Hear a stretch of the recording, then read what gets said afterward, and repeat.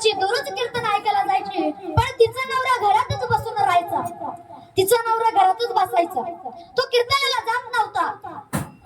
आणि मग ती काकू दररोज जायची, दररोज गेल्याच्या नंतर मग तिचे एक दिवशी अंग दुखायला लागला, आणि दुखायला लागल्याच्या नंतर ती तिच्या नवऱ्याला आग्रह करते की तुम्ही कीर्तनाला जा, भारी भारी कीर्तनकार येतात, कीर्तन करतात, चांगलं सांगतात, तुम्ही कीर्तनाला जा. तर मग त्या बायकोच्या आग्रहापुढे नवऱ्याचं काही चालत नाही. मग तो कसा बायकोनं बाहेर काढला, आणि काढल्याच्या नंतर तो म्हणतो की चपला ठेव, पहिली गोष्ट. दुसरी गोष्ट दिवा लाव देवाजवळ. तिसरी गोष्ट घरातून आतून कडी लावून दे, आणि मी जेव्हा आवाज देईल, माझा आवाज येईल, तेव्हा तू कडी उघड. मग तो कीर्तनाला गेला. कीर्तनाला गेल्याच्या नंतर सुंदर ते ध्यान झालं, महाराज झाल्याच्या नंतर रूपाची चाल झाली, सरळ अभंग झाला, अभंगाची चाल झाली. अभंग म्हटलं, नमन सुरू व्हायचं, त्याला घराचा दिवा आठवला. मी म्हटलं होतं की दिवा लाव, पण तिने तो दिवा भिजवला की नाही.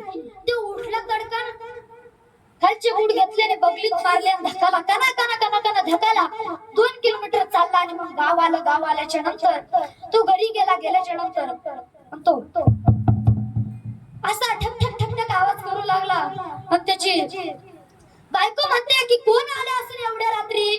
मग तिनं असा एक छोटस खिंड होती, त्या खिंडीतून पाहिलं, हा आपलंच पार्सल आहे. उघडा दरवाजा उघडला, आणि म्हणू लागली, कीर्तनाला गेले नाही का.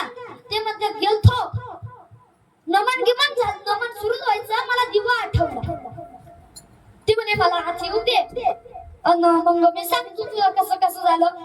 मग तो आत आल्याच्या नंतर तो म्हणतो की मी दिवा लावायला तुला सांगितलं होतं, पण तुम्ही भिजवायला सांगितलं नव्हता. ती म्हणते मी ही तुमचीच बायको आहे, मी ह्या हाताने दिवा लावला आणि ह्या हाताने भिजून टाकला. मग ती म्हणते तुम्ही किती मूर्ख आहात. 2 किलोमीटर चालत गेले, 2 किलोमीटर चालत आले, 4 किलोमीटर चालले तुम्ही, तर तुमचा बूट किती घासला असेल. ती म्हणते बाबा मी बगलात मारून आणला बूट.